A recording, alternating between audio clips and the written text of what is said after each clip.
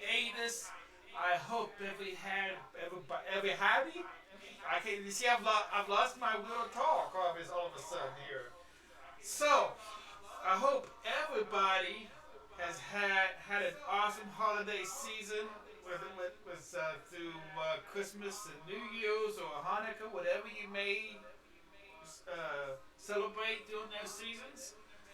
Um, Man, we've got a good episode tonight. Something that just ended this past Tuesday. We are going to talk about it today. And that is Crisis on Infinite Earths. Oh my gosh. And you know what? We're going to do a quick 11-minute um, video on the.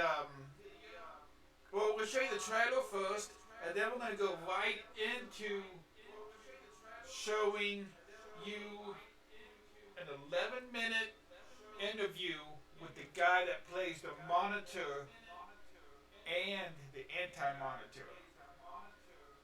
But I'm kind of guessing they're not going to talk much about the anti. I think it's all going to be about the monitor, but we'll see. It is going to be so much fun, so much fun. Awesome sauce. So, so it's gonna be so much fun. How's everybody doing today? How's everybody just? Man, it's been quite a week for DC Rapper. Yesterday I had a procedure done, but everything turned out great. I got clear health now. My throat, my esophagus is all cleaned up. Won't have any. I can probably start eating hot sauce again. Yay! So happy about that. But anyway, so yeah, let's get this episode started off because we got a lot to talk about. So we want to dive right into it.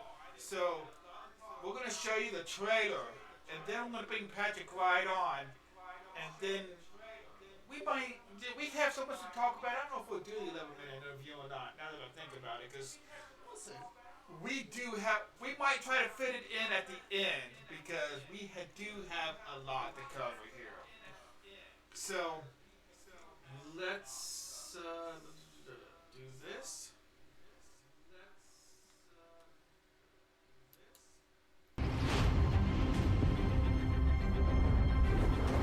The multiverse.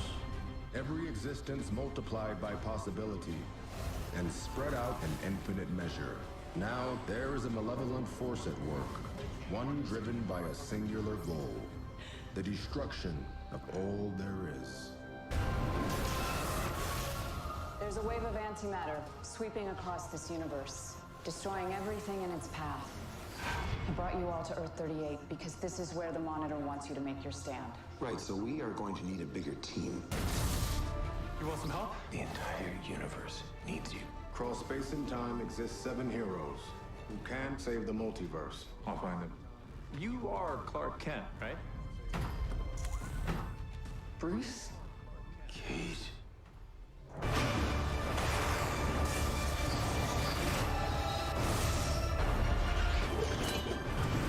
We need your help to stop this antimatter wave. All right, then Flash. Oliver, it's time! Has the planet been evacuated yet? Not entirely. Then it's not time! One thing is certain. Everything we know, everything there is, and everything there ever was, is doomed.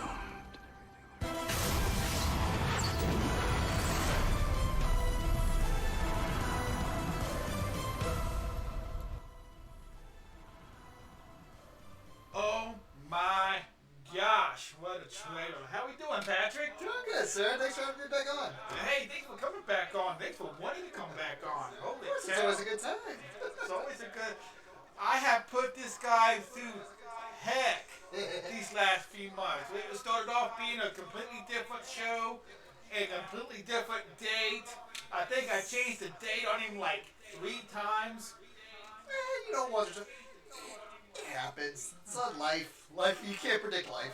right? It's just, a lot is, like I said, we set the date and then it was like, well, we're going to do a crisis show. So the date that we had would not work because the crisis shows would not have been over yet. What was the original? We were going to talk about the final season of Voltron originally. Yes. Yeah, that would have been. Yeah. That would have been a good time But too. this is big. Yeah, that would have been a good time too. But at the same time, this just happened. This is fresh in everybody's mind. I You know. know, we have plenty of time talking about Voltron. And plus, I want to get me a new Voltron show before I do. I've lost one of my Voltron shows. That's not cool. Well, but at least we got. We got Crisis, and Oh man. wow. Now, I do want to tell you guys something. We are going to try doing DC Film Talk a little differently, just so we can try to get this episode up on YouTube. The last couple of times last couple episodes, YouTube said no. So we're going to just try to do pictures mainly pictures instead of videos. We showed you the trailer. I'm sure that's okay. That 11-minute video, I'm sure that would have been okay. And we'll try to play that for you if we have time to. But, that trailer though. Every trailer that you guys, that was the final trailer. So every little trailer that came out gave us something little extra. And I'm sitting there going, oh. And then there was one thing that we'll talk about on episode 4 that just sent YouTube on a frenzy. I mean, the whole internet crashed after episode 4. Oh yeah. So we'll talk about that in a little bit though. But episode 1 starts off, and it was kind of cool because if you guys have read the comics, the Monitor has a monologue at the beginning of the comic where he says the exact same words. They did their own take because I've read a lot of the comics but they were doing a lot of faithful stuff to it. I was surprised. Like the towels looked pretty similar to the comics, which I thought was pretty awesome. Yeah. It was just fairly done. I mean, there was even before the episode started, they give them the monologue. They're shoving in all those Easter eggs with like the Adam West verse. Right. So yeah. Let's talk about some of this stuff. So let's get rid of that. So first off, you had Earth 89. That's the first thing that you see, and you see that. Oops, wrong one, Kevin. You see that intrepid, irritating reporter from the 1989 Batman movie, Alexander Knox. Now, on the left, you see the picture of him when he was in the movie, and then on the right, you see the picture of him when he's on the actual episode.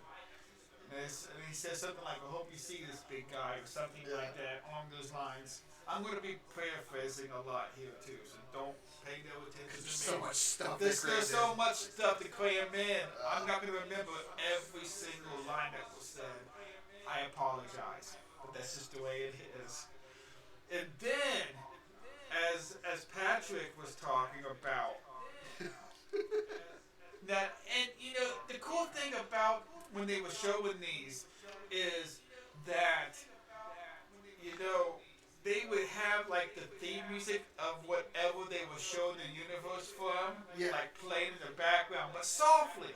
I mean, you would have to actually listen for it. Well, like I said, cramming all the Easter eggs. Not only are you getting the character, you're getting the theme tracks. Like, right. They're really making you like, oh, nostalgia. Right. Now the third one, then they kind of show like Earth 9. Yeah. Now the reason I believe that the Titans is Earth 9 is because I believe it's the 9th show that Greg Berlanti has helped. Yeah. So that's Earth 9. Okay. Of course, '89 being the Batman because, and then the '66 being the whole '60s version Adam West. of Adam West and stuff.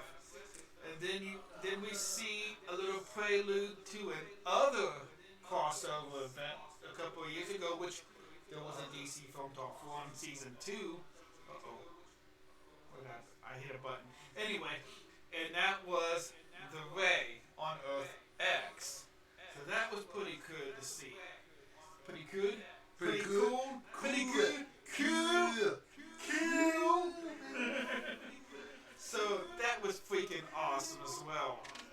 So, and then the story starts, and After wiping out 3 cool universes, they're like, now we'll start. right, so they wipe out Earth 89, Earth 66, and Earth X, all gone. Basically, before our favorite superheroes utter the first lines. You know, you know. So that was like intense. You know. You did not. I didn't expect it to go right into like we're just wiping off Earth, and then we'll get into the story. I kind of like how they. I mean, the whole monologue of the monitor begins like how the multiverse started. Yeah. And then right after that, I mean, bam! I mean, they just started tailing into him. I mean, just like that. No holds bars. No like, holds bars. Everything dies. Right. So basically, it starts off with, of course, like I said before, episode 1 is Supergirl. So, it starts off with, actually Lois and Clark, really. I mean, Does it start with? I like it starts with like Supergirl's just going about her day. well, it starts off with a Will Wheaton cameo, basically. Oh, yeah. And actually, I didn't get a picture of it because it was the only picture that I could really find of the two things together was like on a format that I could not get. I could not put it onto the broadcasting system. But that scene was actually taken, like that sign was actually from like one of the Superman movies. Oh yeah. Right. Dead knockoff. Again, more More Easter eggs. And then Will Wheaton, like being on the Big Bang Theory all those time, and that show being a big comic influenced show and nerdum type of show. That was pretty cool. Yeah. But there was also one too that I forgot that a lot of people don't realize, and that was this guy here. This guy was, if you ever seen the Amazon Prime show, The Tick, this guy was like his sidekick, The Tick's sidekick. Arthur? Arthur, yes. Oh yeah. This guy was Arthur. So, those going outside of like DC, that was so cool. Yeah. It's kind of like what they did with the Crisis on X Earth. They had actual William Cap play a part. Oh yeah. The greatest American hero play a part, and it was a very small part. It's like just pretty much, just as quick as you saw him, he was gone. He was evaporated, baby. Hello, bye. Hello, bye. Right. So that was pretty cool. So Supergirl saves Will Wheaton, tells him to run, whatnot, and Supergirl was like, look, there's a lot of what's going on here, blah, blah, blah, and, they're at the DEO, and stuff starts happening. Like, what's this? What's going on? And then they go to what's the name of the Argo City? Argo City. Where we see our intrepid duo. Right, Lois and Clark and baby Jonathan. Now, for those of you that do not know, there is expecting to be a spin-off show next season about these characters, and maybe one more. We'll talk about that later. Spoilers, right? So this, and then Carla tries to come in and tries to warn him through a hologram or holographic or whatever. I don't know what you even call that. It's like a hologram, like a Star Wars kind of tech hologram. It's kind of like the very first. Obi-Wan Kenobi, you're my only hope. Right, it's kind of like that, but and that's the first Star Wars kind of ish thing that happened during this crossover. There was two. Yeah. There was two. I s- we'll keep going because I thought after you introduced who the other cameo is, then it leads into I thought it was interesting the parallels they introduced after with his son coming back to Earth. Right. So but we'll get to that. Right, we'll get to that. But and then you see for the first time in a while, you see Erica Durant reprise the role of Laura, which is Supergirl's mom on Argo City, which is pretty cool. And then pretty much you see Argo City get evaporated, basically. I mean, It's like well, a bar. Like they're well, all running actually, for you their did get lives. kind of before that happens. You actually get kind of like a Superman-esque thing happening. Yeah. Where Lois and Superman send her baby Jonathan in a pod, destination Earth. So But it's funny because they're even talking okay, how many can fit in the ship? They're like, only one. Right. You're like, so we're literally just recreating my origin. Like, Right. Yeah.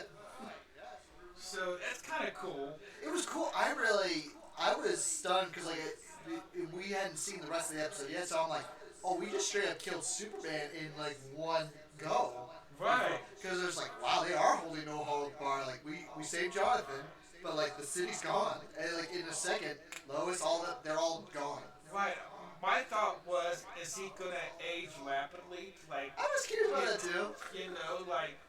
But no. But anyway. Well, Yeah, go ahead. because this goes to further in the episode. He goes back to Earth, or does he get lost in the multiverse and ends up on another Arrow's Earth, and they find him? Or is it Yeah, that, yeah. They actually, once Harbinger, we'll bring her a picture up here. Oh, there it is. Yep. Once Harbinger, aka Layla, or Lila, Lila, is part of the Arrowverse, Diggle's wife, and whatever. But anyway, she gathers all the superheroes together. This is her, gathering picture of her gathering Arrow and his daughter, Mia. Which is going to be another which is going to be another superhero show coming next season. Is she gonna be in that one? It's Green Arrow and the Canaries. Oh. I knew it was. I thought it was gonna be like white. I thought White Canary. We'll get into it. I thought Canary was gonna come over there, and I thought so. Right, and that's going to be like Green Arrow. She's going to helm because this episode, she actually gets a Green Arrow suit that her dad gives her. Oh yeah, she becomes the Arrow. Right. Yeah. So. But not his actual son. Right. That was funny. He's like, oh, Mia becomes the Green Arrow, but my other son, who is he's just on his own. Right, he's on his own. But so after Arbinger brings all the superheroes together to Earth 38, which is Supergirl's Earth, and I'm thinking the reason that it's Earth 38, and I've kind of been toying with this because Superman started in 1938. That could be it. I wonder if it was just okay, we just need a collecting ground for them, and that her universe is more set up for you could have immediate access to military access. But what this crossover did with all the different numbers thrown out, it made you think. Why? It could be it. True. It wouldn't be shocking me. Yeah, we right, Yeah. And then then they find then Lois and Clark appear with Batwoman. They they're alive. guy and hug. He's like, we sent Jonathan off to a car. Oh, we'll find him. And then we find him. And then Brainiac, which is so weird him being a good guy. I'm just waiting for the Supergirl show him turning evil at some point. Is that Brainiac or Brainiac 5, from the future? I don't know. It's just Okay. Because I'm not caught up on Supergirl. So I knew there was a crossover of legions of superheroes. So I wonder if did Brainy from that timeline come back? Because in the comics, Brainy and her have a big relationship. So like I was like, okay, like I'm not caught up. So Chad, if I'm wrong, feel free to correct me. But like, I just assumed that I'm not caught up. I caught up on a good chunk of it, but not all of the shows. Right. There's So I so mean, much. right. So they go off, and so you know, so all the superheroes together, minus the Flash and the Legends, go off doing a reconnaissance mission, Yeah. and um,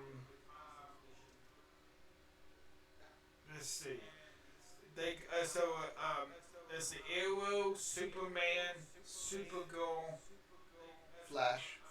not the Flash yet. Oh, you're right. Yeah, because he asked was Barry. And that's when they go after it. Right. Arrow, his daughter. He like his daughter, right? So this I think that's it. Superman. Because That's they it. don't rope in the legends yet. No. Yeah, because they get the legends in the next one. Right. Yeah. So, um, and then Brady finds Jonathan, and Superman goes, "Well, I'm going."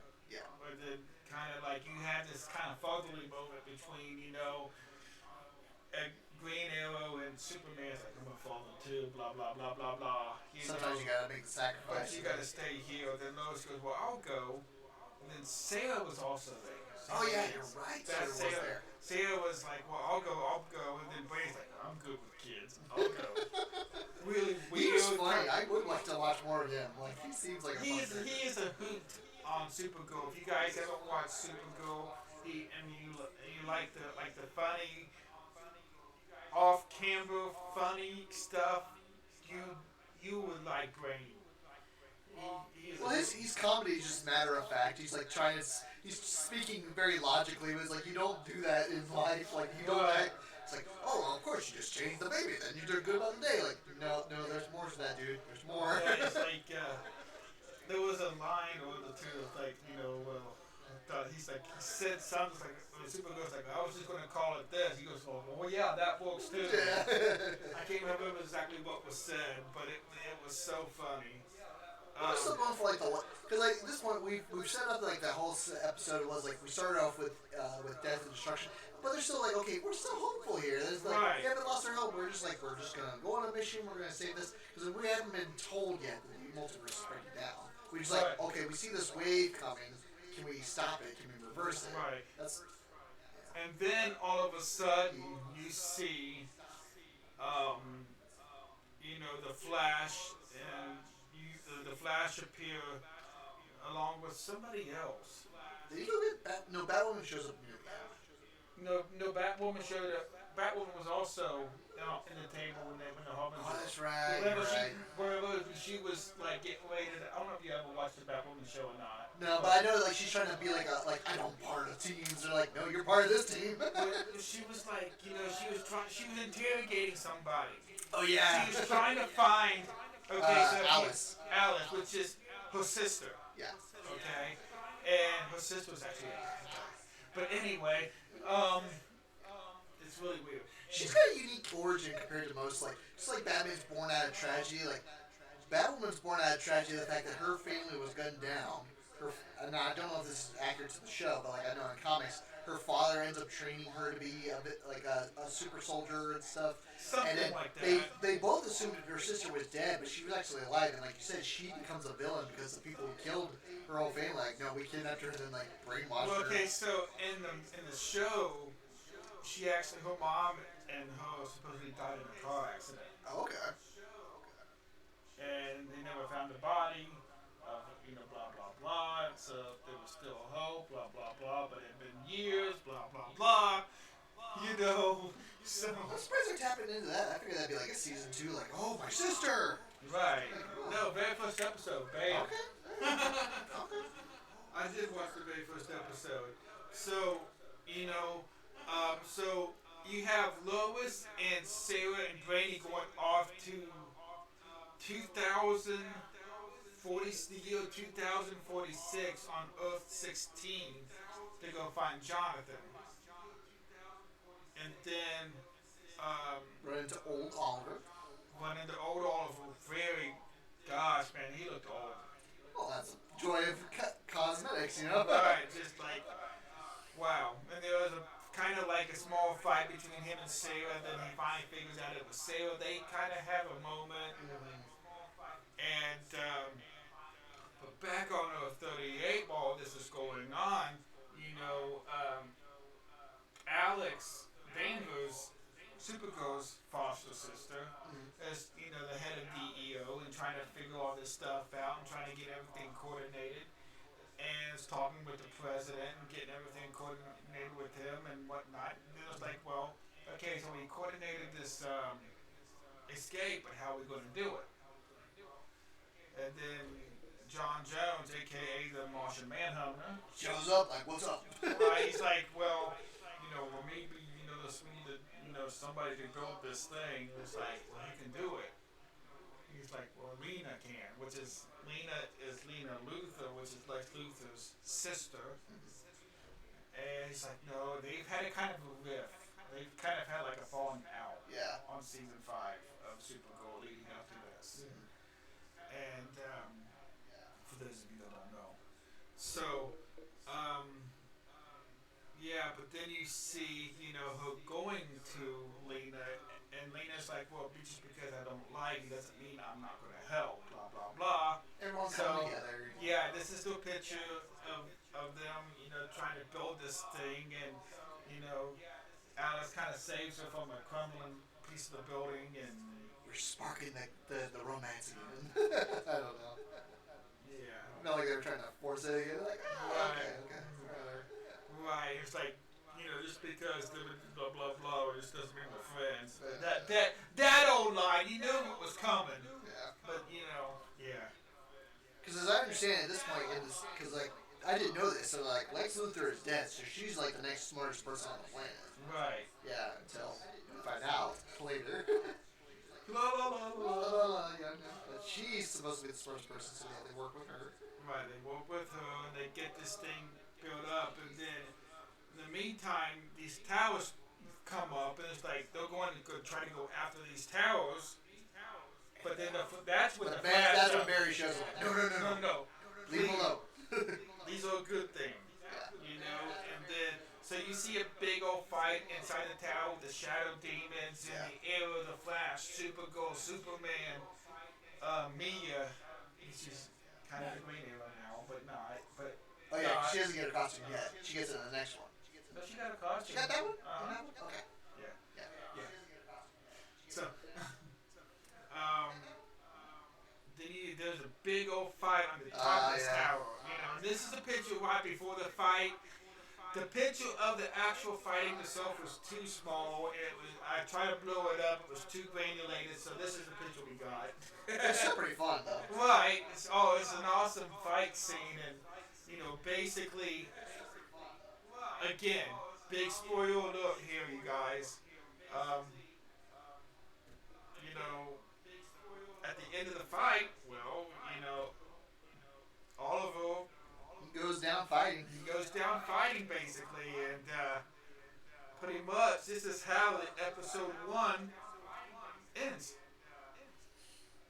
But he did it same. He's like the monitor's like you can leave. Like nope. No, he said something along the lines like, we saw it in the trailer there before we watched. He's like, is everybody evacuated? He said, no, not yet. And he said, no, it's not time then.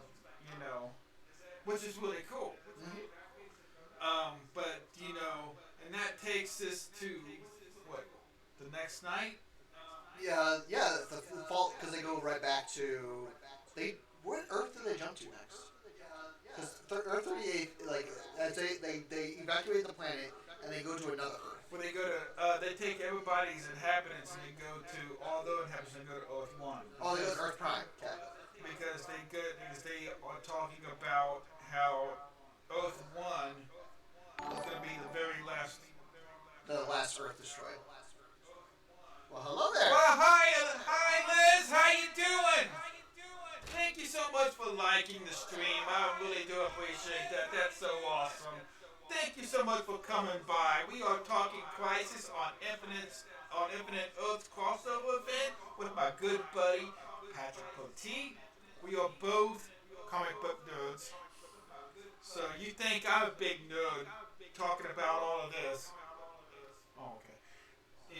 he's even a much bigger nerd than I am. Just because I have a shelf full of comics doesn't say anything. We both have shelves, all right. So I, is your fiance gonna allow some of that stuff in the house? I have a corner. So we both just got an apartment. So like we have a room right now. It's called it's a spare room, but I have a corner full of my merchandise. And then in my work office, I So have. wait a minute. So it's in a room. It's not out when people walk in. There's stuff around. It's a spare bedroom. And you guys got to, kind of going off the topic for a second though, but you got to congratulate Patrick. He is getting married in May. Thank you. When I first met this guy, I thought he would be a bachelor for life. I really did. And then I found a good woman. She's a very wonderful woman. Very proud of it. Very happy to met her. Oh, I'm sure she's just as happy as I met you. And all your. Now wait a minute. Didn't you tell me you guys were having a themed wedding? Now, our theme for our wedding is that there's going to be books and comics. Right. So like she's making handmade flowers out of like spare books. Like these are just dumb books that she's just like torn and then turn them into flowers. And then my boutonnieres, which will be the flowers, are going to be made from comic books. And so like mine's going to be Batman Beyond. My brother is going to be Batman. My dad's going to be Superman. And my sister's going to be, because my sister's my best man, she's going to be Black Widow. Oh, that's so cool. Yeah, and I think my other brother-in-law, who's in my wedding party, he's going to be Hawkeye. Okay, that's so awesome. I'm so glad. No Spider-Man? I'm way bigger of a Batman Beyond fan. Well, no, I'm just saying. I mean, nobody else chose. No, because I specifically let every person in the party pick what character they. Well, I'm sure, No, it's a big Spider. Perry's a huge Batman fan. My dad actually doesn't care for comics, but he thinks Superman is like the only good character ever made. Yes, I love your dad. And my sister just loves Black Widow for whatever reason. And then Michael doesn't care for comics, but we were like, well, which character matches his personality? So we're like, Hawkeye. Okay. That's funny. That's awesome. All right. So so season episode 1 ended in that, right? And it just the next night, episode 2 came on, which was the Batwoman episode. I love my little signs I made for these. They're good. You should be proud. They're good. I got the colors right, almost right with the lettering and the colors of those. Yeah, I tried anyway. Anyway, so starting off with episode 2. I keep on wanting to say season because it's such a big event. Well, it's multiple seasons, across season shows, the eras, and epochs. Right. So, they're mourning the loss of Oliver. And you see, Supergirl and Sarah and Ruby. Oh well, what's her real name? Kate. Kate, sorry. Her real name's Ruby Rose. So I'm just, I just saw an interview with her, and her real name stuck in my head for some reason. But anyway. Wait, Ruby Rose, the girl who played Sin in Arrow? Yeah. Really? I didn't connect to that. Oh. That's insane. You didn't know that was the same? No, I didn't. That's pretty cool. Oh, we just geeked out. Just I did, live on my show, you guys. That's freaking awesome. You can't get that anywhere else. You cannot get that anywhere else. That's awesome. So anyway, they're all sitting there drinking and whatnot. Well, they're like, to our good friend. Right? Yeah. And then other people they're in absolute denial, like, we have to resurrect him. I'm like, whoa. Right. Well, no, it's like Barry's like, well, we should go get Barry. He's like, well, no, just let Barry be Barry. Yeah. And of course, the Harbinger comes back and be like, well, yeah, they was talking resurrecting, but they're still trying to figure out how to do that part. Yeah. Like Lazarus pits. Like, whoa, wait. Right. Mia's like, well, me and Barry's gonna go and, resurrect, find us a Lazarus pit, blah, blah, blah.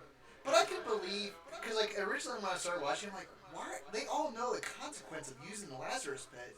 But like, given what I know about Barry and Oliver, like they are really close friends. And I could like after watching a bit longer, like you know what? I could see Barry like if there's a chance to resurrect my good friend, I'm going to do it. Because I'm Right. like, why aren't they just letting him rest? But like Right. I can see him like he's the one guy that's held us all together all this time. We can't be without Oliver. Right. But then you know, I think it's a kind of funny nod to the legends early off in episode two, Oh yeah. where Homer just like, well, we gotta have a wave rider, like, and Sarah's like, well, I kind of told my team there'd be no more crossovers. And Well, we kept trying to. Is it crossover? Oh, we're never included in the crossover. right, So I mean, it's kind of a cool nod, but the next thing you know,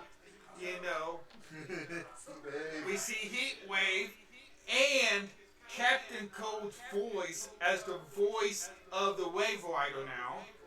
He is? Yes, They stuck that in too? they snuck that in Oh too. my gosh.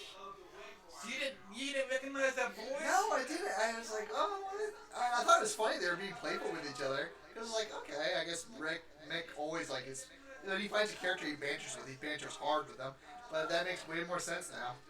Oh my god. I'm teaching him things as we go along here in the show. That's just awesome. You got the TV knowledge lore, I got your comic lore. That's right. See, I know the comics. We balance each other. That's right. So, which I wanted him on the show for this show because the comic version is, It's different. it's different, but it's the same. I mean, at the same time. They use elements from it, Right. and then do their own twist, which I appreciate. Like they're like Right. we know what we're riffing on, and we're doing it well. Right, that's so cool. So, and then we hear, which is like totally new, just this was never in the comics of the Paragons. Yeah, this was new. Like I was really like, okay, where are we going with this? So there are 7 Paragons, 2 he knows of, which is the Paragon of Hope, which is Supergirl, Yep. and the Paragon of Destiny. I think Destiny, yeah, and that's Sarah. Sarah's the Paragon of Destiny, and then And he has 2 hints for the other two, for 2 others, and that is Paragon of Courage. the Paragon of Courage is the Bat of Tomorrow, or The Bat of Tomorrow. the Future. The Bat of the Future. Well, to find the Paragon of Courage, you must find the Bat of the Future. Right. Will lead you to. Right. So you have that, and then he said there was a Kryptonian that had The Paragon of Truth. the Paragon of Truth was a Kryptonian Yes. that That had not lost hope despite despair. this right. Yeah. We're paraphrasing again. Yeah, guys. yeah, It wasn't. Yeah, don't get us on. You guys could probably watching this later can probably tell us exactly what was said. Yeah. But yeah, he had gone through so much, but yet he still thrives to be Superman and blah blah blah. So, So they start going on the search. So like, Supergirl and Kate go to find the Paragon of Courage. right, but before all that happens, Oh yeah, that's right. Sorry. Oh yeah, Lex. Lex pops in. Dude, man, I like him. I'm not familiar with the shows. Like he's a devious man. Okay, so let me ask you a question. Yeah. Do you know who John Cryer is in the Superman movies? No. He was in Superman 4, The Quest for Peace. Yeah. Who did he play? He played Lenny, Lex's nephew. They do squeeze this for all. See? My goodness. So And he's good. He's a good Luthor. he is a very good Luthor. I've never seen Luthor with a beard, but I was like, I can see this now. I want Luthor with a beard. Like, Right, you always see him like clean cut. Even you did have the one Luthor yes. with the red hair and the beard. Alexander Luthor. Yeah. Yeah, so I knew he would know what I was talking about. Yeah, That's a kid, like yeah, you I got said. it. But there was that one Luther, but didn't Luther in the crossover or in the Crisis comics also have a beard? Yeah. But it So was more like I mean, but it was more. It wasn't like okay, so like within the Crisis of Infinite Earths, we're introduced to the Alexander Luthor. He's the son of Luthor, and he's going to help save the multiverse. And then the other Luthor is Alexander Luthor. It's meant to be the Luthor after the death of Superman. He's supposed to be the long lost son of Lex Luthor, but come to find out it's actually just Lex, just lying. okay. So there you go. It's Well, that kind of ties in something too on the yeah. coming up. So, um, but yeah, so Lex shows up, and then of course Kara goes all AWOL on. You're not AWOL, but just goes all. She's like, why is he alive? It was like, why'd you bring this menace back to the monitor? And him and her kind of have a few words, and I can't trust somebody that brings back a menace like that. Blah blah blah. And then it's Iris, Superman, and all super with the O38 Superman and L38 Lois Yep. going out to find the Paragon of Truth, while Carla and Batgirl go find The Batman of the future. right. So, but so Lex has his own agenda. Gets the Book of Destiny. He gets the Book of Destiny and vows he's going to kill off every single Superman there is. So that's where we are right now, in picture wise. Yay! So then we go to Earth 75, and this happens. Because they're like, we're gonna find him, and they're like, oh.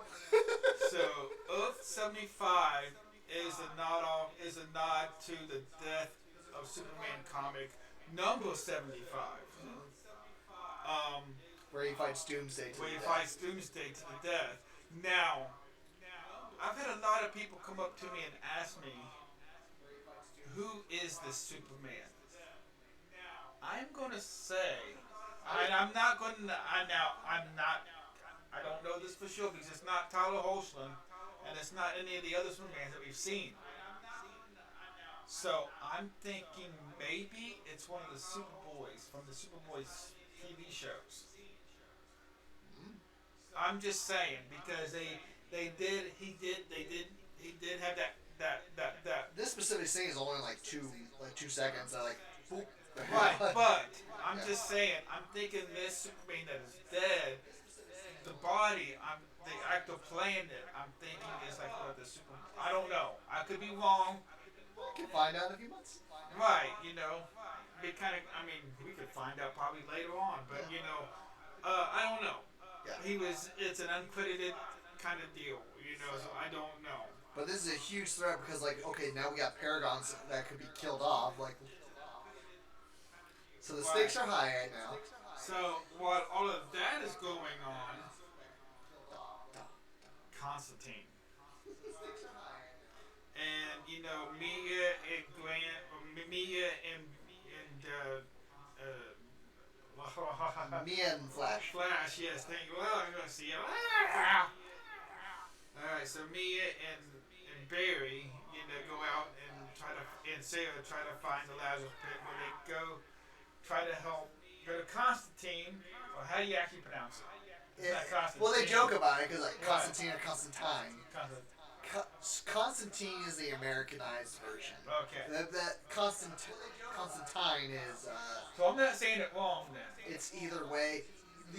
And they joke about it in the show. They do. Yeah, we'll get to that bit, but like they even make a joke of it. But like he is meant to be a British character. She's supposed to enunciate it more.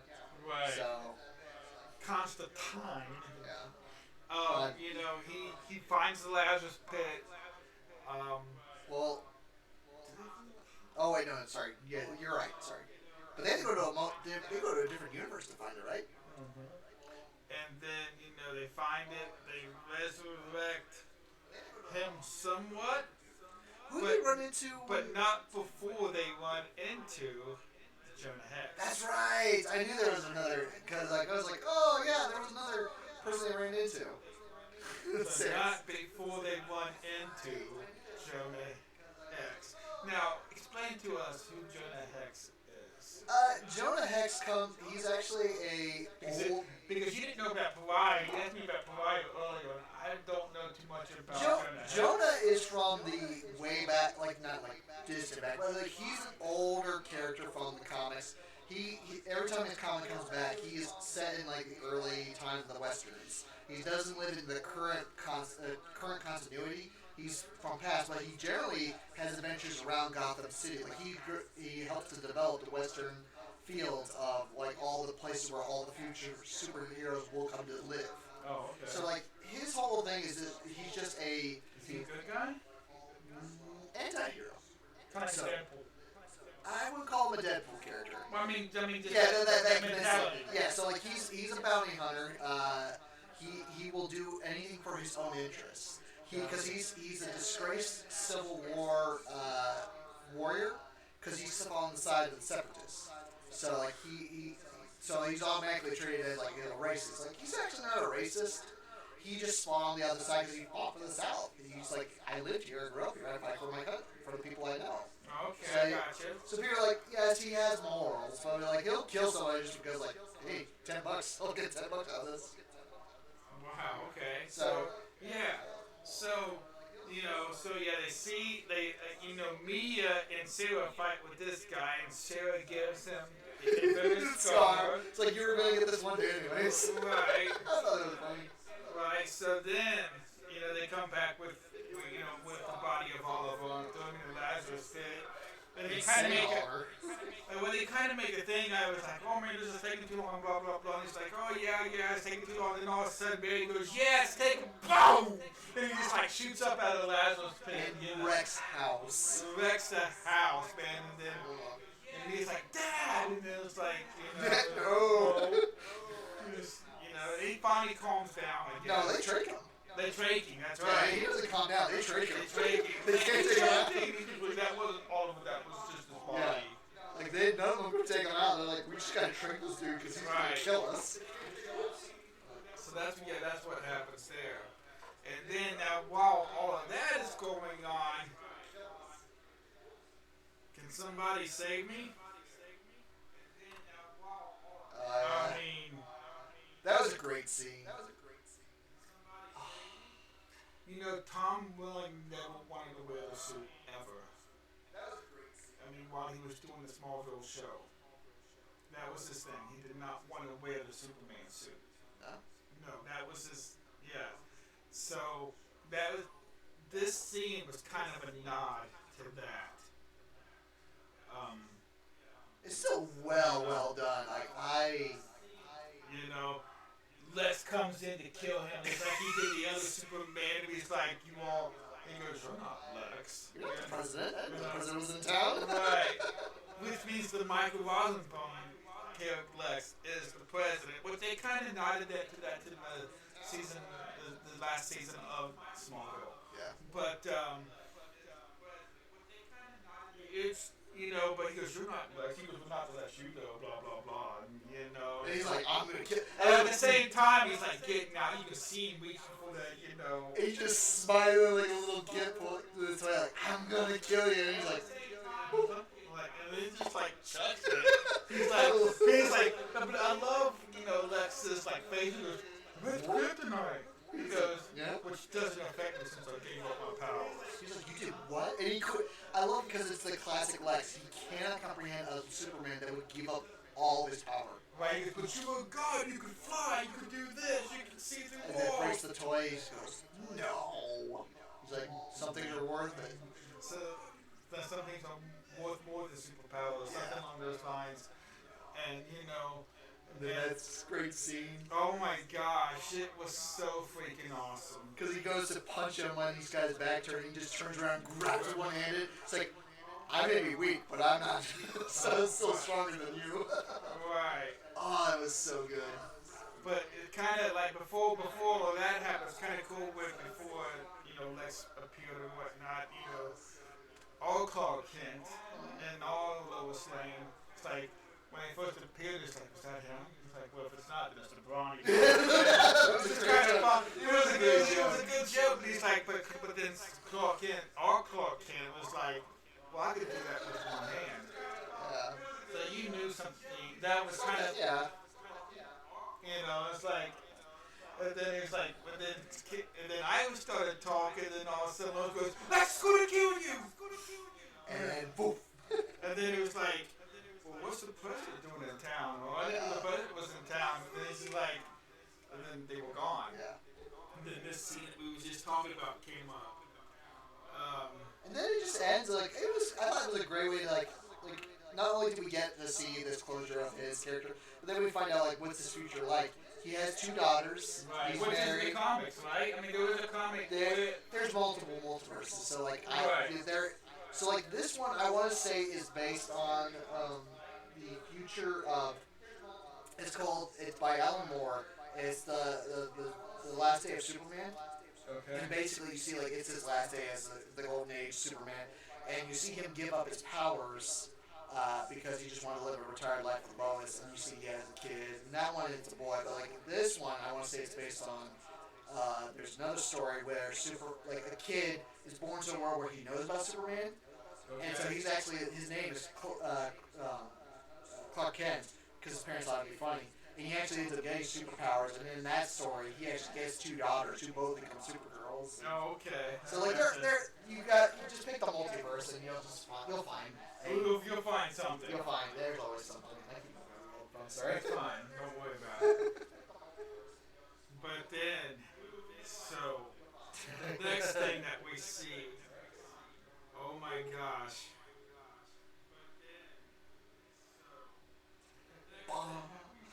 That was pretty cool. What is with the CWs getting these suits That's just a good question. right, and not in the movies can't? Really? That is, I will say that's pretty sad. Now that I think about it, it's like I mean, in the Elseworlds crossover last year, they had the black suited Superman. Best suit I had seen at that point. You know. though the cinematic universe Superman suit is not bad. It's not. It's but, not a bad version. But they don't nail it. Like this is Right. This fantastic. is. Because I still think like the CW Superman was like that's a really good interpretation, and then I saw this like this is by far the best. Right. This is the best to date on screen TV version. Yeah, I would say even cinematic version of a Superman costume done really good. Right. It is spot on. Right. I can't find no errors with that. No, I can't either. And it's just, And on top of that, it's like one of my favorite versions of Superman, Kingdom Come. Right. That is such a great because like it is accurate to that universe. And we actually get 2 Kingdom Come references in this crossover. Yeah. Which is, but it's different story. It's the same. We'll get into that in a second. I mean, just here in a second. But this whole thing with this storyline or this Earth 96, and of course, the Joker has come and just gassed everybody. Lois is dead, Jimmy is dead, Perry White is dead, his son Jason is dead, which is kind of a nod to Superman Returns. So that's kind of cool. They're all dead, and Lex comes in. It's like everything's all fine, and like, oh yeah, we'll get ready to go. We found the Paragon. We found the Paragon. We'll get ready to go back to Earth, Earth 1, and we're gonna fight this thing. And all of a sudden, Lex comes in. He goes, and it's like we're not gonna let him kill you. He goes, oh, I'm done killing. Superman. I'm gonna let Superman kill Superman. Because he's like a maniac with toys. I'm like, I have a chance for 2 Supermen to kill each other. Right, so you kind of get this, like, if you've seen Man of Steel, you kind of get that kind of esque Yeah. fight outside of Metropolis, which is kind of cool. It was surprisingly enough, I was like, the CGI is not bad on this fight. No, it's not. I was really impressed by that. It's like, okay, for a TV network budget, like, that was Right. not a bad CGI No, fight. it wasn't. It wasn't It was grand, but it was well done. It was well done, right? And then next thing Knock him over the head. they knock Lex over the head, knock him out, take the book, and they get him back to Yeah. where he. But the funniest part. Okay, so for those of you that don't know, Superman Returns, the movie, was set after the events of Superman 2. So it's like Superman 3 and 4 never existed. Oh yeah. Yeah. I thought it's meant to be after all four of those films. Okay. No. So the funny part about this, this is supposed to be the same Superman, Which you believe it is. but you believe it is, he mentions that he had fought himself prior with Oh, yeah. Superman 3. Now that got me, I'm like, You thought Bizarro. Yeah. well, I was like, how can that? I mean, okay, but that's just me thinking, like, movie-wise, like, how's that possible? Well, as I dived into like in Superman 4, the Quest for Peace and all that.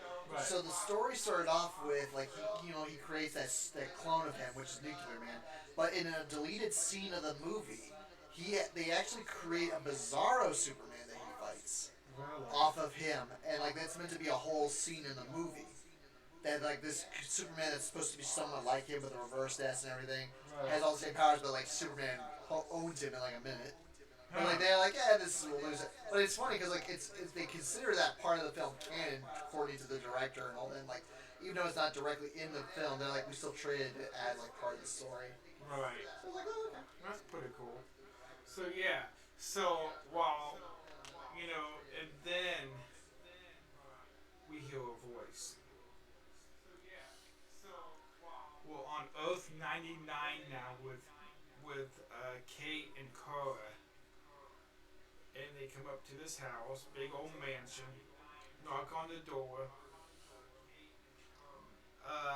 Batwoman's friend from her Earth answers the door, really buff, which he's not really buff in the Batwoman show, which is kind of funny. Also, that guy is actually in Batwoman. Yeah, it's his friend. Oh. So, that's kind of cool. Batwoman is gay. And Supergirl makes a reference. Oh, he's kind of cute, and it's like, don't go there. Which kind of tickled my funny bone a little bit. Because Carla does not know, I guess. Yeah, she probably wouldn't know. Right. She met her. I think she just met her in this special, right? No, No, she met her in Elseworlds. Okay. But they haven't dialogued a lot, so No. yeah. Because if you remember in the first episode, when Harbinger brought all of them, he was like, well, I don't know these people as you know me. So side rail discussion. Why is Supergirl? Why doesn't she just call herself Superwoman at this point? Like you got Batwoman, you got Superman, like you got all these characters. Like just make her Bat or Superwoman. It's like, I don't know. sorry, that's just a side thing. I don't know. I don't know. Sorry. Back Back on track. Yeah, Back back on we hear track. the voice. So we hear the voice and we see Kevin Conroy, who was the voice of Batman in the Batman animated series. Still is. Well, Yeah.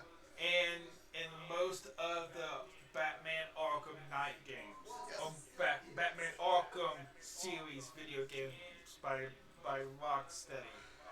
Is that right, Rocksteady? Yeah. So yeah, and it was just so awesome. I mean, to hear his voice. I mean, in the scene, I was just telling Patrick this, in the scene, before you even see him, you hear his voice.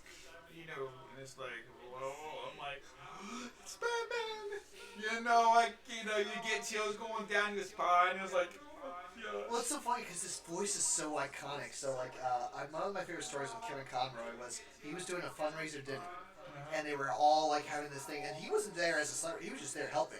Right. And then one of the people there recognized him, and they're like, "You're him, aren't you?" He's like, "No." And then he ended up like just he left a mic there, and he goes, "Well, I wish I could introduce you to the other guests." And then he takes the mic. He's like, "Do you mean the Batman?" And like the whole room went nuts because they didn't know he was like helping in the kitchen. That's It's like his awesome. voice is that iconic. Right. Is that like even when you don't see him on screen, you're like, "That's Batman." That's Batman. I mean, just it's so many. It's Batman for so many different people. Yeah. It's not my Batman. Okay, so but it's Batman for so many people. I don't get me wrong. I love him. I mean, he's awesome. What he did was, I mean, yeah, I'm a big fan, but he's just not my Batman. Who's your Batman? Michael Keaton. There you go. Okay, I'll give you that one. I mean, '89. I mean, yeah. See, I'm gonna be done. It's like my Batman is Terry McGinnis. It's like a Will Freddy. That's to me that was my introduction to the comic world. Right. So he's always gonna have a soft spot to me. Right. Yeah. Right. And Yeah. Kevin Conroy played Bruce. Played in that In series. that series, right. So Which is still, I mean, I know. Very well versed actor. Like, people are like, oh, it's just the same voice. Like you need to watch his stuff. He's a very well versed actor. Like he can Right. portray very different voices and inflections of Batman. have you seen the YouTube video where he does um, Batman lines from other like other Batman No. movies? Oh my God, it's so awesome! It's so awesome. You have to watch I'll that. have to check into that. Oh my gosh, it's so cool. But he does iconic Batman lines from from like the other movies. Yeah. It's just the live action movies, and I'm like, oh my gosh. I was still, this version of Batman we run into, much to my shock, is actually the Kingdom Come Batman. It's the Kingdom Come Batman, but with a different storyline. Yes, different storyline and he kills. Right. Yeah, but in that suit and stuff, that's pretty accurate to like how he is in the Kingdom Come. Right. But okay, so in the Kingdom Come comics, he's in that suit because he was just been fighting for so long. Yep. But in this crossover episode, I guess We don't find out until like they're dialoguing like, oh well, you gotta be the Batman of courage. Like Right. we're going off the assumption like, okay, they're thinking, oh, he's a Batman that's lost hope. Like he could still be the Batman of courage. That's what Kate's really pushing for. You're this Batman. We know you're this Batman. And then Kara, as she's hanging out with Luke, goes through that trophy room. Right. And then she sees the glasses. She goes, why? Like not even as asking the question. Everyone in the room knows. Oh, that we know whose glasses those are. Right. And then we come back to Batman or to Kevin Conroy and goes. They ask him what happened to their Superman. He's like, how do you think I end up in this suit? Right. So this You're like, oh, you killed Superman. You killed You killed Superman. Or you killed Wonder Woman. You killed all the iconic characters. right. How dare you? How dare you? Right? And then they come back to the wave rider. And he's like, oh well, Well, we gotta say, he dies. Well, yeah, He he killed him dies. off. Because I'm like, well, who's the Paragon of Courage now? Right. Yeah, then we come back to the wave rider. Right. He dies. He kills Kate. There's no hope. Blah, blah, blah, Well, blah. don't trust anyone. No hope. Don't trust. Right. Yeah. So, they go back to the wave rider. They found, one team found a pair of garter shoes, and then the other team's like, well, Bruce is dead, so we're doomed. Yeah. He's like, well, No, you are the Paragon of Courage. Right. You're like, what? but then, what we see as the final scene, basically, is Oh yeah, because Harbinger gets called away. right, and she starts having Voices. voices in her head and whatnot, and it leads to the anti-monitor, which it looks like he's installed labs. Yeah, I think that's just them reusing sets. But it does look like he's installed labs in the hallway that they use installed labs all the time where the makeshift room is for the crisis stuff. Go figure. But anyway, the crisis newspaper and everything, you know. But yeah, so and that's basically where the second show ends. Ends there. They're no, because remember Barry and Mia and Constantine are going. That's next episode, sorry. Yeah. That's Yeah. next. Sorry. Uh-huh. I thought they So were this that. aired. So this aired before Christmas. Before Christmas. The 3 episodes aired before Christmas. Right. So the next episode also aired before Christmas. Okay. And then the last 2 aired just recently.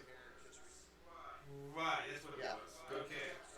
So now we gotta turn him off. Hit him a little button. Go to episode 3. Episode 3 was The Flash. Now, of course, I've never missed an episode of The Flash. In the 6 seasons, I've never missed an episode of The Flash. So, this is probably where I'm going to be like shining. Yeah, this is your show, man. You go. This is my show. I mean, look, I don't know if you guys can tell or not, but I do have on my Flash shirt that I got from the crate. But anyway, I actually it's the world's finest box. But yeah. So where we start off with this is we're on the Wave Rider, and you see everybody but the Flash, really. And all, don't worry about it. Just my partner in this. Don't worry about it. Sorry, guys. And then all of a sudden the Flash comes in with the Flash. Everybody from the Cisco, Flash, yeah. Cisco and Elongated Man. and Killer Frost. And I am telling you what, the Atom is so happy to see Cisco because he's been trying to fix this Paragon Finder.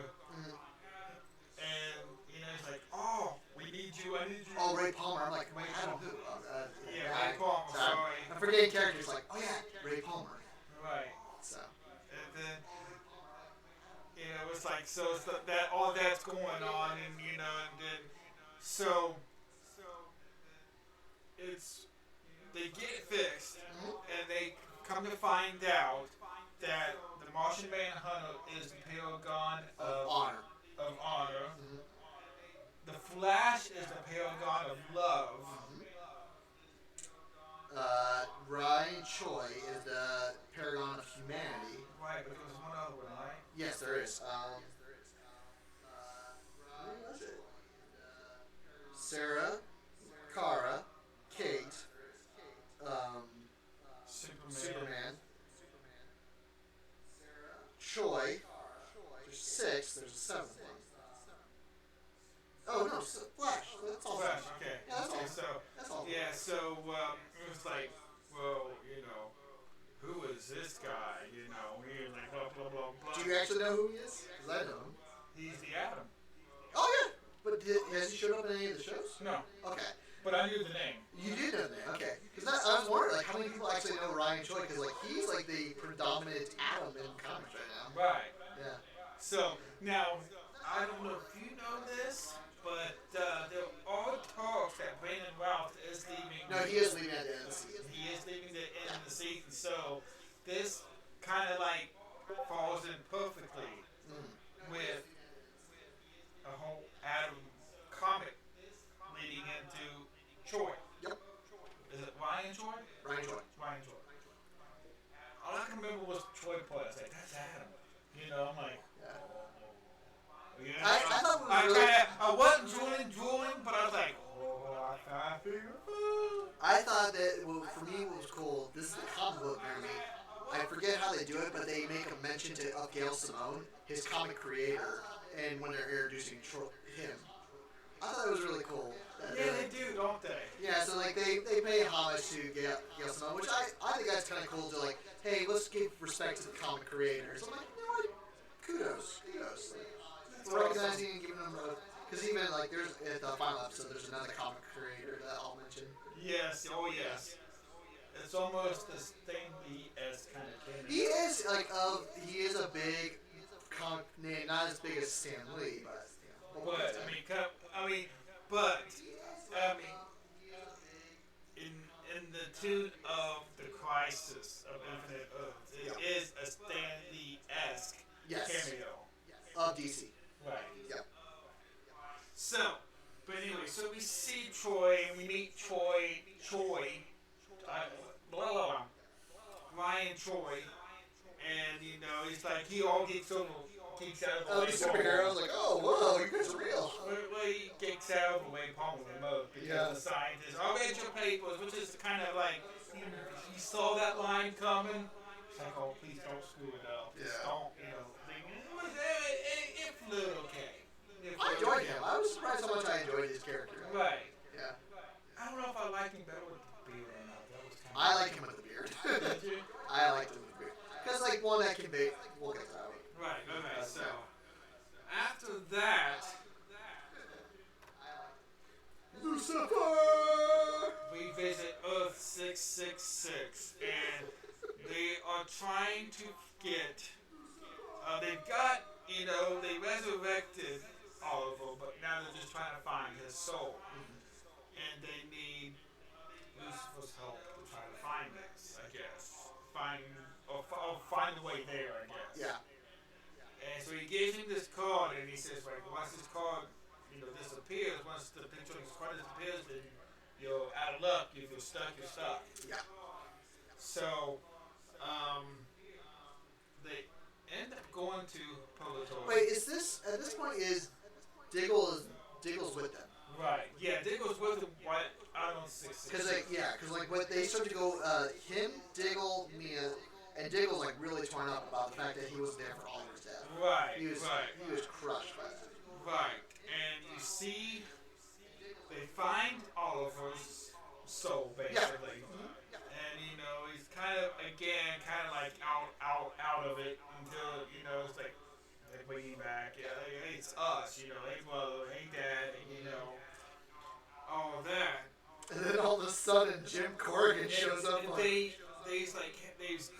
they had him this close to getting back to his body, and then this guy shows up. which, like, comic book me when they said Jim Corrigan. I'm like, whoa, that's a deep dive. Right? Like, okay. I'm gonna be honest with you. I had to look this one up. Now, Spectre is, like, stupidly powerful. Perspective.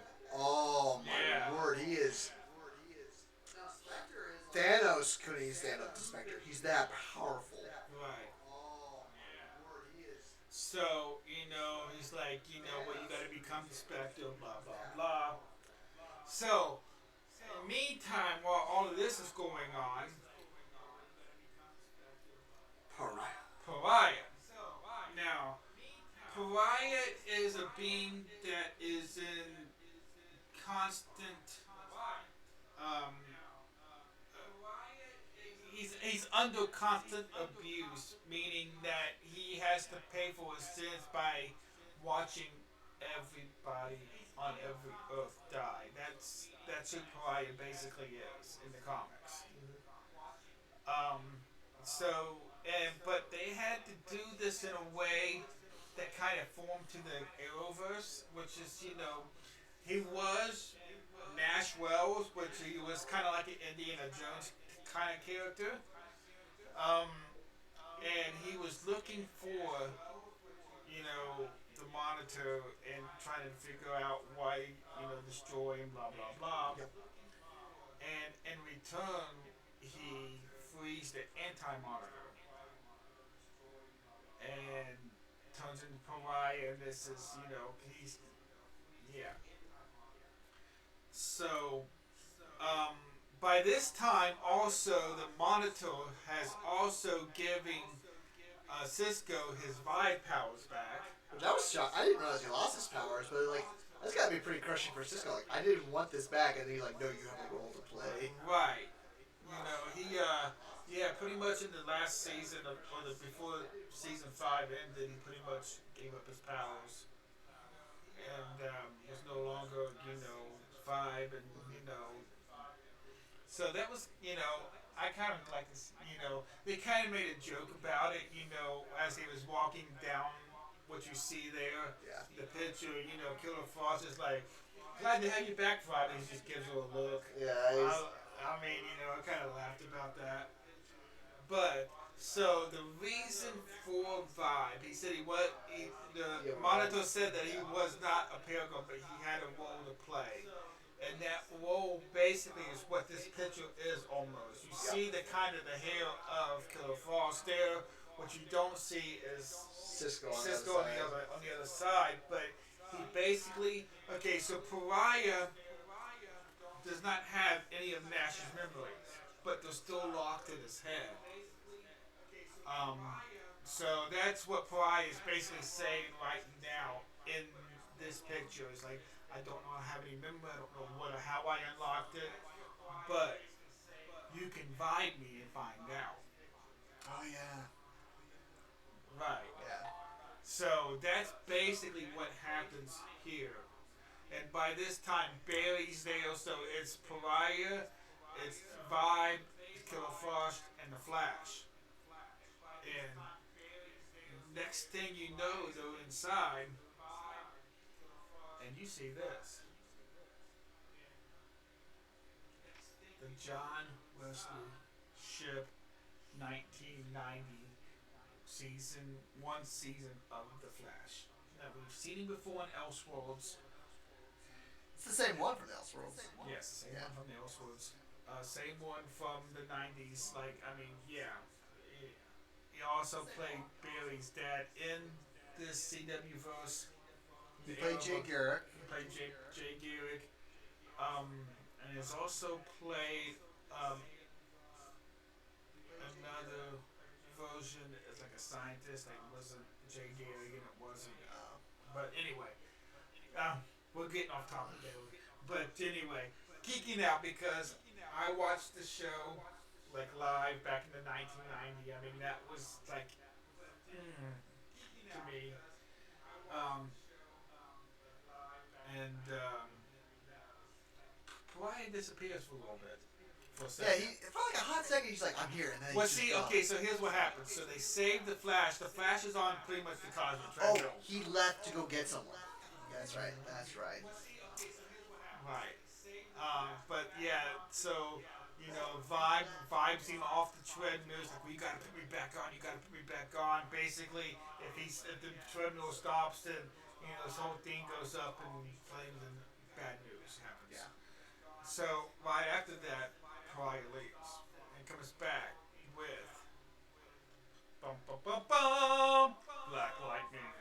Which, man, I felt so bad for him in that scene. Why? Because you heard him, and he's like, he's like, "Why am I here?" He's like, "Your Earth is gone." He's like, "What? Everyone yeah. you know is dead." And he's like, "What?" And he's like, "And you need to save the world." And he's like, my family's dead, and you Why? You should have saved my family and not me. Like, I felt bad for him. It was like, man, like, you, imagine if you're just there, you're like, oh, and then all of a sudden, like, you're expected to save the world. Oh, yeah, your family's dead. I'm like, don't tell him until after he's done saying, like, oh, yeah, by the way, your whole world is gone. Right. So, um, So, like, he gets tasked, like, you absorb this energy while we talk. right, and so pretty much since the very first episode of The Flash, I mean, we're talking back in season 1, the very first episode, they've been talking about this moment coming up. And Flash vanishes in crisis. Flash vanishes in crisis. And I mean, they had the whole red skies in the headline and everything, and pretty much the 1990s from Earth 90, Flash takes away all berries, speed. He absorbs it. He doesn't take it away. Well, he absorbs it. Well, Yeah. He loses it for a little bit. He falls Yes. on the floor, and it's like, like, let me do this. You know, his wife was already dead. Tina, which you mentioned, which is kind of a nod to the '90s show. Yep. Tina McGee, um, which is the second time she's died in the Flash now. But anyway, Which that scene, the scene of him getting back on the treadmill, that is comic accurate. right. Like I felt bad for him, man. You know, and just the way I love the way that they just like dissipated his body, and just like Yeah. it was really cool. You know, Went out like a true hero. he went out like a true hero, and then you see, you know, so of course you know they saved the thing he blocked, whatever, you know, and you know the Flash dies, saves that thing. The thing doesn't do what it was supposed to do. Yep. So they get back on the Wave Rider. And, well, first off, well, yeah, I guess they get back on the Wave Rider, and the Black Lightning and Flash have a kind of a. Yeah, they have a heart to heart. They have a kind of a heart to heart, you know, they talk about each Which other's was good. dads. I like that. Right, it was kind of cool. I like it. Yeah. You know, it's kind of a cool introduction well, for introduction basically of them actually talking for the first time, actually without nothing going on. Yeah. Basically, and get to actually talk. Um, but they're back on their Wave Rider. They're trying to figure out where Harbinger is, and you know, She's poof. and then you got that right. Dude. Bam, there she is. But she's not. She is not Harbinger. She is the Anti-Monitor. Which I like that whole scene where like they're all connecting the dots. They all collect like, wait a second. Right. They, like, yeah. Just a second before that big twist. It was like, or babe, or somebody was like, Ray and Sarah started Right. to connect the dots. They're like, wait. If she went away and started hearing voices, what if, and then the big twist, Right. she has been working with the Anti-Monitor the whole time. Right, and pretty much, you know, she pretty much kills the Monitor. Technically, the Anti-Monitor took over her body. And, like, Right. yeah, Well, but- so the Monitor dies. Yep. And right before he dies, he tells Pariah that that he's got to do something, and he's like, well, what am I supposed to do? Because you'll know when the time comes. So they're right outside Earth One in the Wave Rider, and Because this is the last Earth. right. This is the last Earth standing, and it's about to be obliterated. It's about to go bye now. And all of a sudden, Pariah goes, I know what I need to do. Yep. And what does he send everybody? To the vanishing point. This place outside of time and space. Right. Where the Anti-Monitor cannot get to him. Because that's from Legends, right? Yes, that is no legends. Yeah.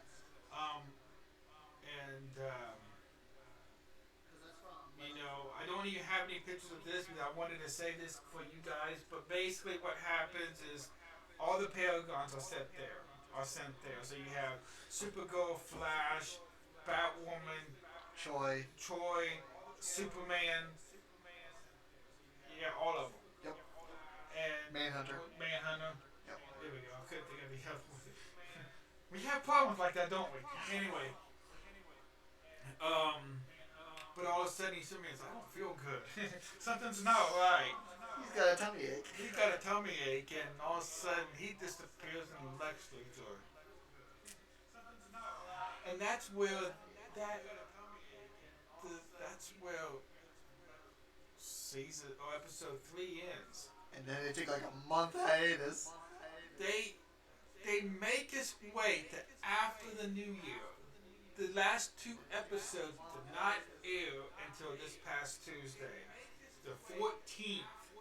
Now we're talking about this started December 8th.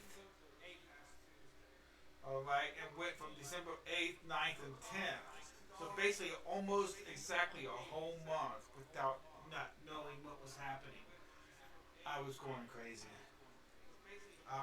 I think they did, they did it intentionally, but I wonder, this is where I've seen people make comparisons to these crossover being like Infinity War and Endgame. Right. It's like Infinity War ended on a terrible note, Right. and then they had to wait a whole year before the next one. I think they were Right. doing the same thing. Like everyone is at their worst spot, and Right. they're gonna stop and Right. then come back later. Like, Right. So, season 4 picks up this past. I forgot to put that one off, didn't I? Boop. There we go. Season 4. Arrow. So it starts off with everybody months later. 9 months. Yeah. Months later. Yeah, 6 months. 6 No, months? 5 months. Was it 5 months? 5 months because 5 months. that's Right. Barry. Right. So everybody's training or doing this or doing that, meditating, doing this and doing that, but there's no sign of Barry.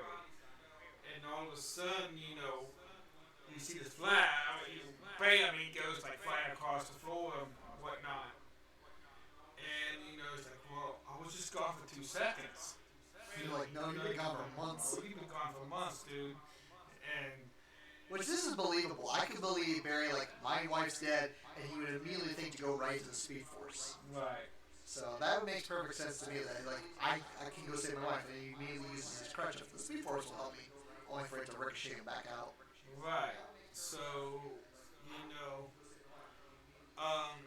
it's like, they kind of go through something where, Barry's like trying to get back into the Speed Force. They're like, no, blah, blah, blah. It's like, well, the Speed Force is the way. It's like, whatever. And then you see this. Spectre. The Spectre Oliver. And he basically tells, the Speed Force is the answer. You basically have to put everybody into the Speed Force. You've got to, and travel to the dawn of time, basically. Yeah. Well, like true CW fashion, that plan does not work out entirely the way it's supposed to happen. Nope. You have, Troy, Supergirl, and Lex dumped off right outside Maltus, which is kind of a nod to the Guardians of the Green Lantern Corps, which is kind of cool.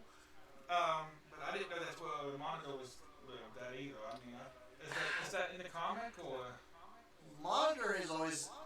I think they took some liberties with the Monitor, the fact that he had a life before all this. Okay. Monitor, Anti-Monitor are both beings who were meant to coexist at the same time and existed to balance the two sides of the universe. Gotcha. So like they're beingless. Actually, there's a Holo Monitor, so like there are a whole fleet of them. Oh, okay. But like there is just generally there is a prime hit Monitor. But they kill off a chunk of them now. So like now in comics, there's just a Monitor. Oh, Beverly, how you doing? Thank you for liking the stream. I really do appreciate it. Thank you so much for coming in and watching. We are talking Crisis on Infinite Earths with Patrick, my good buddy Patrick Poteeet. And we are on the 4th episode. Almost done with this. Yeah, but we still got so much to talk about. We got so much There's to so talk about. much. Because these last 2 episodes, like, we've talked a lot. There is so much packed in there. But to be honest, there's still so much we haven't told you too about each episode. There's so much. There's tons. Oh my gosh, it's so awesome, so awesome. So yeah, the Spectre basically tells Barry, now that he's in that, now that like I said, you got Supergirl, Supergirl, Troy, and Lex right outside Maltus, and they kind of go through their own thing. Well, key thing, Lex has powers now. Yeah, Lex has powers now. Because in the Book of Destiny, not only did he make himself the Paragon of Truth, he gave himself, like, weird powers. Like hand, like Iron Man. So that's like, wow, okay. Alright. But, okay, yeah, that was alright, I guess. Yeah. But, and then, Barry finds himself He's back reliving at all his Queen, memories. at Queen Consolidated when he first met Oliver on one of the episodes of season 3 of Arrow. Yeah. And you can hear voices, and from the past and whatnot. And he's like, Oliver, he's like, we're not quite, He's told him that, he has to find each person in the Speed Force, and Bailey's like, well, how am I supposed to do that? The Speed Force is infinite. Memories. It's like the memories. Yeah, there's a whole thing about memories in this episode. It's all about memories in this episode, basically. So you see part of the Elseworlds crossover from last year. Yep. You see Because Ray Palmer. so Flash finds Kara, or the memory of Kara, with Martian Manhunter goes to the memory of when Kara and Green Arrow are hanging out. Right. All battling it out. Yeah. And then the other memory is of Sarah and Dinah with Diggle over her death. Right. And then Kate, for some reason, is at the memory of Arrow and Brandon Routh, or Ray Palmer, as they're hanging out. Right. Which is interesting. I guess like each memory was meant to be a lesson to the person that's stuck there in the Speed Force. Because like Kate learns like she has to work with. Arrow didn't like to work with people, and he eventually learned to like work with people. Right. Martian Manhunter learned that like okay, people can overcome their issues. Right. Who's the other person stuck in the Speed Force? Sarah. Sarah doesn't learn a lesson. She's just dead. Like wakes up. It's like Caesar's sister was just really weird. Yeah, that is weird. As I understand, Dinah dies, Right. and but then her evil doppelganger person comes in, and they redeem her, so they're back. Like, It's all weird, but that's comics. Right. But so while Barry is trying to find Oliver, though, something really cool happens, and that just kind of blew everybody. That from the beginning of the show, this was what I was talking about. This almost stopped the internet. I mean, it broke the internet, really. And that is Ezra Miller, the DCEU, universe Flash from the Justice League, from cameos in Batman vs Superman and what's the other one that he was a cameo Justice in? League. Well, he was in Justice League, but there was another one. He was at the Doom Patrol. No, he only showed up in he's briefly shown in Batman vs Superman, and he's shown in Justice League. He doesn't show up in any other. What was the Harley Quinn? Oh, the Birds of Prey or the Suicide Squad? Suicide Squad, yes. He's in that. Oh, Yes. he is. Yes. I forgot about that scene. Sorry, Because he fights Captain Boomerang. I forgot. Right. Yeah. Hey, Bella. Bella, what you doing, honey? There's nobody here, honeys. Goodness gracious. All right. So Just making yeah. sure we're safe. But yeah. But I about peed myself when I saw this. Literally. Oh. Man, I was Because all essentially we just proved the multiverse includes like all the properties can cross over now. right. But it was so cool, man. They started talking about each other's costumes. Yeah. And all Flash, he's like, well, yeah, I'm also the Flash. He's like, who the what? Ezra's like, because if you Ezra's Flash has never been called the Flash. Yeah, he hasn't. In any of the movies, and so he's like, who's the what? He goes, the Flash. He's like, the Flash. You get that look, and then you get that little kind of like the eye, or like a aha moment. Now, Hi, I'm Barry. he's like, no, this cannot be, and. But here's the thing, though, that I'm wondering. When Ezra's Barry does become the Flash, In 2022. but will he have a name because of this? Could be. there are huge ramifications from at the end of this episode, at the end of all these crossovers. So we'll get to that. But I'm just saying though. I mean, It could. We don't know the context. We don't know what. There's still quite a bit of time before we find out what the ramifications of this episode are. oh man. Yeah, it's just. Oh, okay. So yeah, and then so that happens. He finds Oliver. He's like Oliver. Oh, I'm in the Speed Force. So everybody comes, and finally it's the last stand. You see all seven, well, kind of all seven Paragons plus Lex Luthor. Oh, which he's made himself a Paragon, so all seven Paragons. Yep, all seven.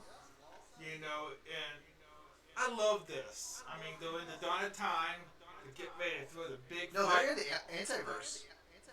Right, but isn't that at the dawn of time? At the dawn of time, yes, Right. they are at the dawn of time. You're correct. Sorry. Right.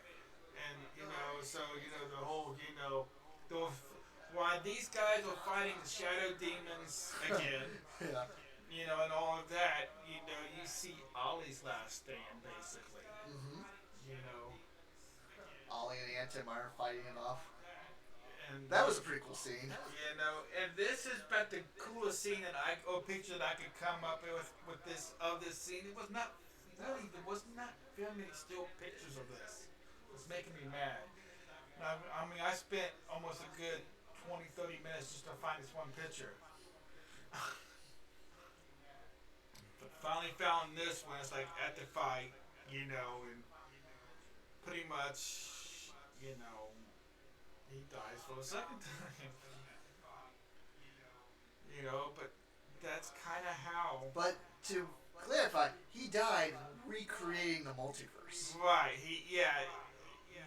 He was the spark that created the multiverse, which is what Kerrigan told him. Yep. You He said said, be the spark.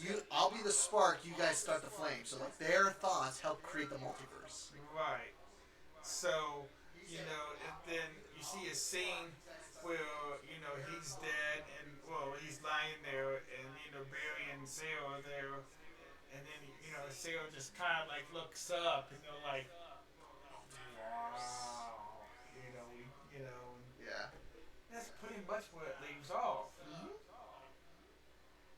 Like on a huge cliffhanger. And the next episode doesn't make it any easier. Next episode. Oh, I did it again. There we go. It's the Legends episode. The very first episode of Legends this season. It's the crossover. With a new status quo, man. With a new status quo. So, the first scene that you see is Supergirl. Yep. And she wakes up and she's in National City. She's in her apartment. And it was like, it was a dream.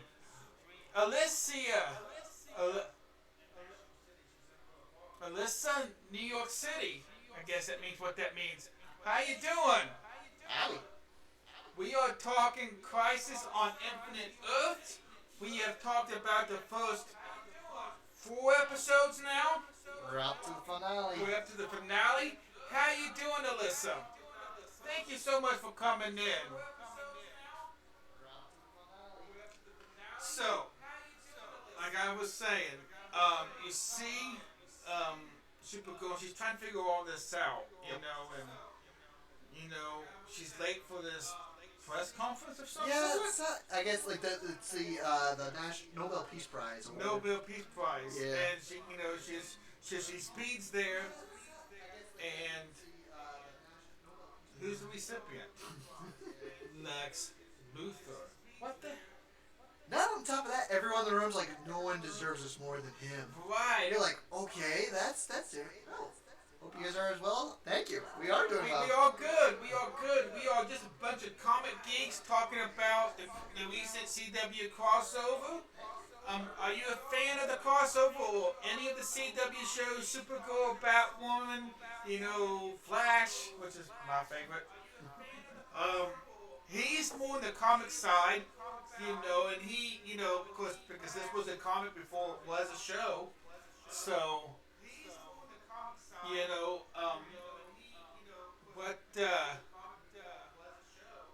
what brought brought you in today. So, but yeah, so it's Lex. I mean, he's a good guy. Yep. But but we forgot to mention in the last episode, he has one line that kind of breaks into this. He says, "So this was what being a good guy feels like." Oh yeah. So that makes sense that he would change the universe in his favor now. Right. So does that mean he's going to keep on being good? We don't know. We don't know. That's part of the implications now. Right. There's a new status quo because then immediately at the conference she goes, "I can't believe it," and everyone's like, "What's your problem? He's the owner of the company." And she's like, "He's what?" And then she looks down and like, "He owns the DEO." Right. He owns the DEO. I mean, and Supergirl was like, "No, he's this, he's that." He's like, then I was just like looking at her like, "You crazy girl?" You know.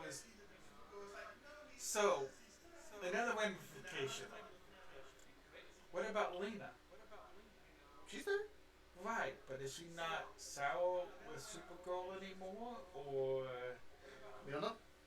right? There was a lot to cram in. I don't think they could cram that part into. Like, there was a ton of stuff they crammed in to set up the new status quo.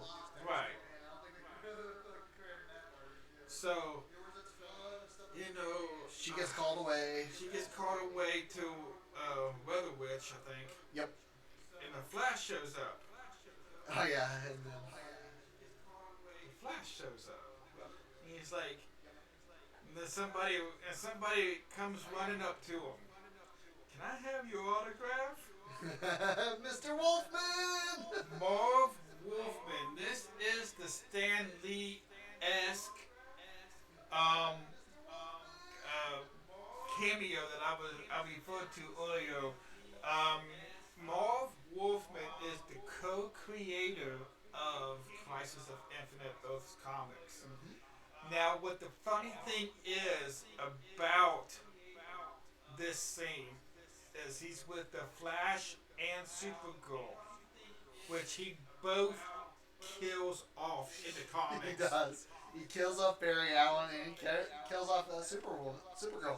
Right. So, that to me was like hilarious, you know. Yeah. And I'm like, that's funny. That's just mind blowing. Because he's even going like, "You guys are best friends forever." Right. He It's killed like, them. Right. And he's like, well, it's like this is where they start finding out. Well, they live on the same Earth now. Yeah. You know, everything is like, you know, But on top of that, they're the only ones that have memories. only the Paragons have the memories, right? And only the Paragons remember the life before and all the multiverse and blah blah blah. So, Is this where Manhunter comes in? Manhunter comes in. Because he's the one that's helping to connect everyone's thoughts together about the old universe. Right. Right, that does happen. Right, so he goes to Brandon Routh and Ray Palmer, and yeah, that happens with him and who else? The Legends teams. The Legends Because team. remember, like it's a small scene, but it comes back later because they find Pariah. He's just in a well, and then like Frost has her memories restored because she's like, "I'm helping this man." They're like, "No, he caused all this," and she gets the memories. And he's like, Right. so like he's resetting her memories. Team Arrow's getting their memories reset. Right, so everybody has their memories reset now. And But they all acknowledge, like, we're all part of the same Earth. I mean, and like they're all joking about like crossovers still, but they're like, well, how do we have crossovers now? We're all on the same Earth. right, you know. I thought that was funny. Like, But well, then, you know, after all of that happens, we find our favorite villain of the Legends of Tomorrow. Bebo! okay, explain to me, Bebo. I have no. Apparently, he's supposed to be this huge epic being. What is Bebo? And Bebo why- is Elmo-esque character in the Legends universe. Okay. And he basically came to life in one of the crossovers and was like wreaking havoc. um, All I know is like I see like Sarah who's unflinching. She's like, speaking about and she's like Tara like, are we seriously being in fear of this thing? right. Oh, You know, Lord. but we also get a nod to one of the classic age villains. Yes. I'm going to be given his name is Spago, Spago. The magician. Right. Oh, what? Dang, I forgot his name. He's not Satara. It's something like Spago. No. I can't remember. I'll look it up while I'm talking about it. But yeah, so Bebo is not real. He is just a diversion they find out from this guy here. Yeah.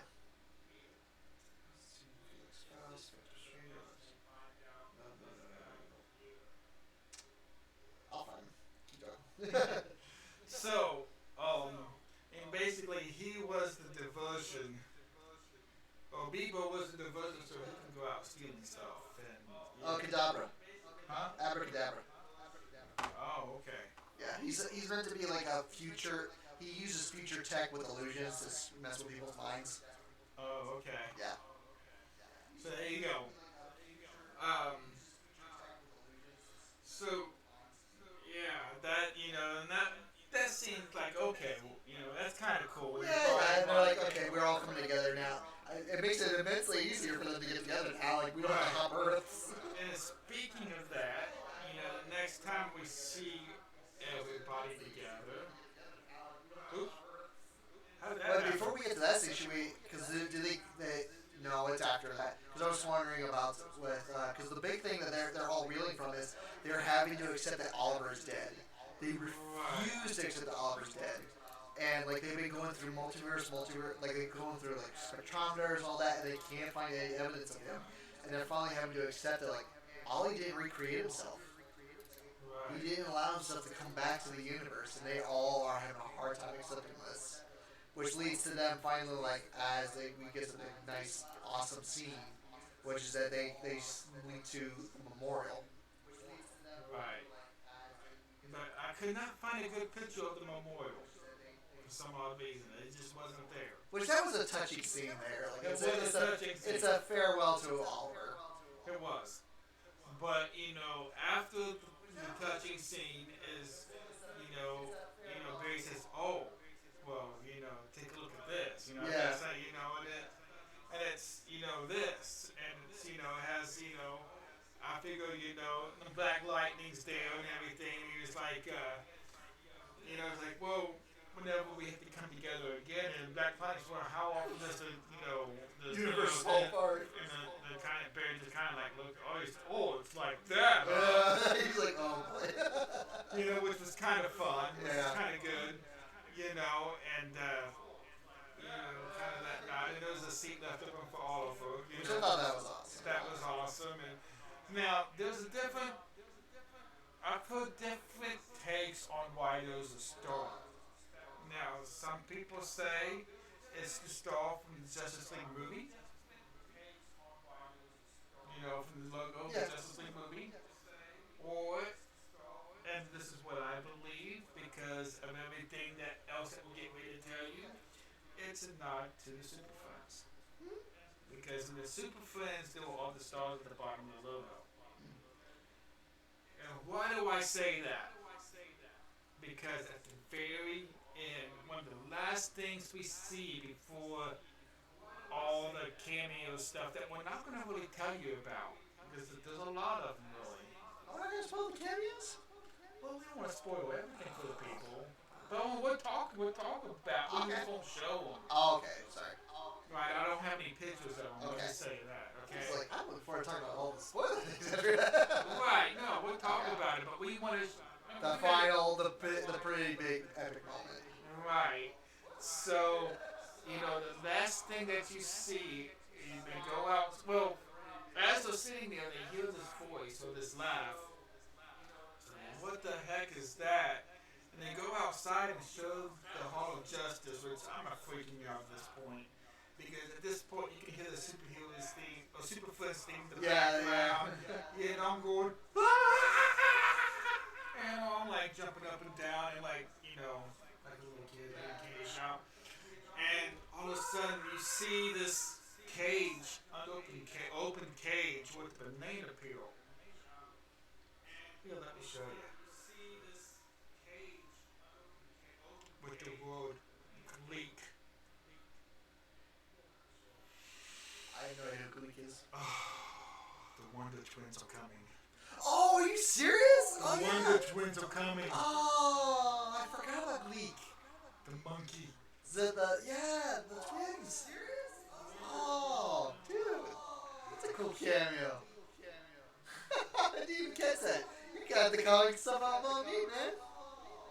Oh, Oh, Super Friends. Super Friends, but that's still, wow. That's how I know it. I was like, what is this a big deal for? Banana, Gleek, and then you connected it for me. Like, I forgot about the Super Twins. Oh my, or Wonder Twins. Wonder Twins. I totally forgot about them. Wow. That's cool. Yes. And I totally geeked out over this.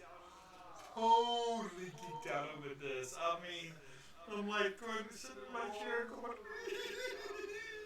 Yeah. I mean, like all that little schoolgirl laugh, going, oh my gosh, how did I just really do that? Then I'm like, okay, no, okay, I'm a man, I'm not done tonight. you know. But no, so then all the multiverses Well, stuff. the monitor comes back, or no, Ollie comes back and basically saying like, "Behold the new multiverse," Right. and we get all these fun little cameos of all the other Earths. They come back Right. We got Earth 9 back. because We got it Earth starts 20. with Swamp Thing. We see Swamp Thing's universe. We see the Titans universe, Right. and then it moves to. Does it move to Earth 2? I think it. No, the first one is Earth 2 with Stargirl. Right. Because that's going to be the new DC show they're going to start campaigning for. Right. So we see her introduction with, along with the Justice Society. I was surprised to see them because I was like, Furman, all those. Like, I know those guys. Right, Okay, yeah. cool. So we got Stargirl coming, and then we're seeing all the other DC Universe shows, and then we see Brandon Routh, kind of flying. It's like in an old school suit. Also, still in the Kingdom Come Superman S, but Yes. it's now Yeah. red and yellow, like, Yeah. And he does the Christopher Reeve flying around the earth. Yeah, with a big smile, like, ah. But don't forget, we also saw Green Lantern. That was a shock for me. I'm like, you just hinted at the Green Lantern Earth, the Earth that people don't like, but still included in the universe. I thought that was kind of cool. But there's going to be a new Green Lantern show. There is. Yes. On HBO Max. Oh yeah. Now, I'm kind of wondering, okay, and this is what got my brain kind of thinking. If they're doing a Green Lantern show over on HBO Max, Brandon Routh is leaving Legends. Nice. I really think they're gonna No. go for Jon Stewart. No, I mean, is there going to be a Brandon Routh Superman show on HBO Max? That'd be interesting. That would be freaking awesome. I've been surprised by the HBO deal they got going on now because like they just announced that they're doing a Aquaman miniseries with Jason Momoa, but it's an animated one. Right. So it's like, oh wow. So like we're still getting more stories with these characters. Like okay. Right. So, And then, I'm surprised they didn't do anything with the Wonder Woman 84. I am surprised by that too. Like we've hinted at so many other universes, Right. and we didn't make a Wonder Woman cameo. Or even mention Lily. I mean, I think like the only Wonder Woman cameo was the gauntlet you see in Bruce or Kevin Conroy's shelf. But that's right. it. Now, now, Linda Carter did play a big role in Supergirl in one of the seasons. Yeah. But, other than that, we really haven't had a Wonder Woman. But the implication from this movie is that they're all connected. Right. So to say like we got the Wonder Woman movie coming out.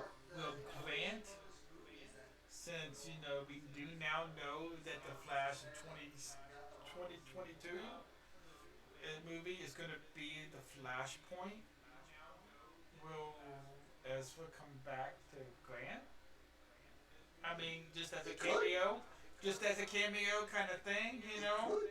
It would be a nice little switch around because like we already know all the series got greenlit for season two or next another season. Right, So we know that they're gonna stick around for a while. So right. So I'm so freaking like,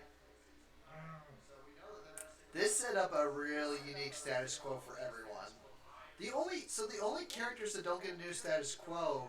So like with Supergirl, the new status quo for her is Lex is now her boss. right.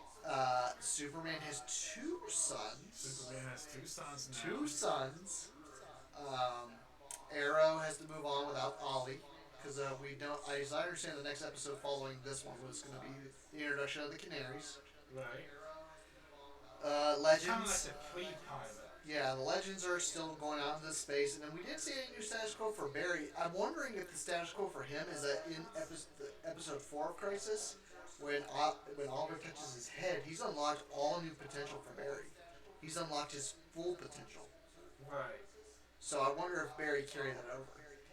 Don't know. But my with the whole ramification in a whole, I mean, is how is things going to work? I mean, are we going to see more of everybody in each somebody's I episode? think the biggest implication they're implying from this is that anything is now possible. We could cross over.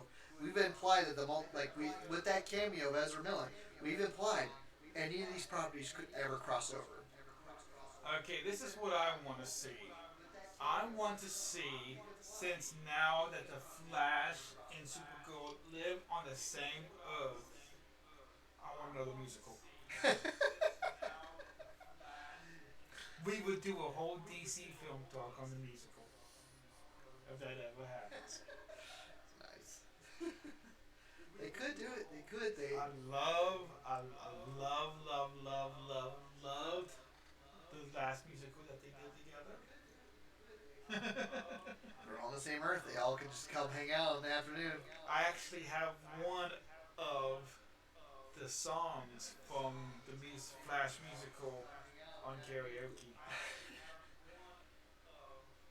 And it's the one that Flash proposes to Iris to. Love it! I can't. I don't know. I'm just. But man, yeah, the Crisis on Infinite Earth basically just threw everything out and said, "Here is the new status quo. Be excited, everybody." Yeah, I cannot wait. I don't know if the Flash is coming back this season or this week or not. Don't know. I don't know. But it's going to be very interesting to see. Yeah. Very interesting to see. My Facebook is blowing up for some odd reason. I have no idea why, but. See mine. But yeah, no, this has been I for an event like this, it's pretty epic to see something like this get this much attention. Right.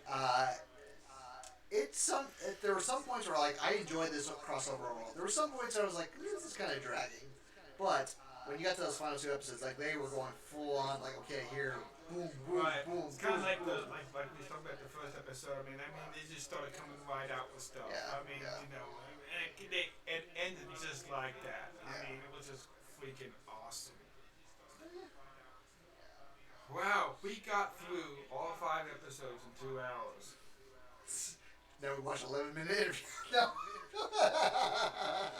No, we crammed it all in though. We creamed it all in right at 2 hours, and that's freaking awesome. But Geek outs and all. huh? Geek outs and all. Geek outs and all, yeah. Oh my gosh. Our next episode would not be until Valentine's Day. So Valentine's Day. So for the lovers of X-Men, this Valentine's Day is going to be for you. We're going to have Twitch streamer Stoner XXL with us. And then after that show, we are going to be talking the upcoming Marvel movie, Eternals. And then after that, we are going to have Ohio State Representative Scott Lips back on the show on the next Friday the 13th. Ominous. Ominous, right? And then the very last show, heading into the last 4 shows of all season 4, going to be a little bit of a twist. I'm not going to be the host of the show. I'm going to be the guest of the show. And one of our biggest supporters of DC Film Talk since its inception on Twitch is going to be the host of the show. So I'm not sure exactly what the topic's going to be just yet or how he wants to do that, but that's going to be one to come and watch. So our next 4 episodes, starting February 14th, is going to be our regular every 2-week thing after that. Unfortunately, our last show of January kind of had to go bye-bye with everything going on with me, with the procedure I had done yesterday, getting ready for that, and my guest pulling out pretty much last minute, which is cool. I mean, he had things going on. I'm not mad. We're getting on eventually with something, but it just didn't pan out. So starting February 14th through March 27th, our last that's leading up to our last 4 episodes of season 4 of DC Film Talk. Gonna be some exciting shows coming up. I cannot wait for you guys to see what they are. Patrick, again, thank you so much for coming in Thanks for and having me, talking man. and geeking out Dude, with me. it is a lot of fun to geek out. Oh my God! we both told each other something on this show that we both did not know about, and we both kind of geeked out over. Oh yeah. You know, and that was, I mean, that's the fun of comics. Like you get to geek out and you're like, oh snap. all right. You know, man, my gosh, you guys, it has been 2 seasons since I had done a crossover show. Since season 2. I hope we don't have to wait for this long for another big epic crossover. But I'm sure there's going to be another crossover. Well, probably. We got to now. They even They played got to, Justice right? League. What if that's the name of the next crossover? Oh, you can do it. You have the Hall of Justice. We got the Hall of Justice. We got Superman. We got Batwoman. We got Greek. It's all coming together, man. Oh It's man, all there. guys. All right, thank you guys so much. And again, tune in February 14th, 7 p.m. Eastern Standard Time for our lovely talk of X-Men. I will see you guys then. I will be back streaming over on the OHB Kev name next Thursday. Maybe playing some Surviving Mars or some NASCAR. We'll see. We'll see. So I will see you guys on the flip side over on our OHB Gaming channel next week. Cheers, everybody.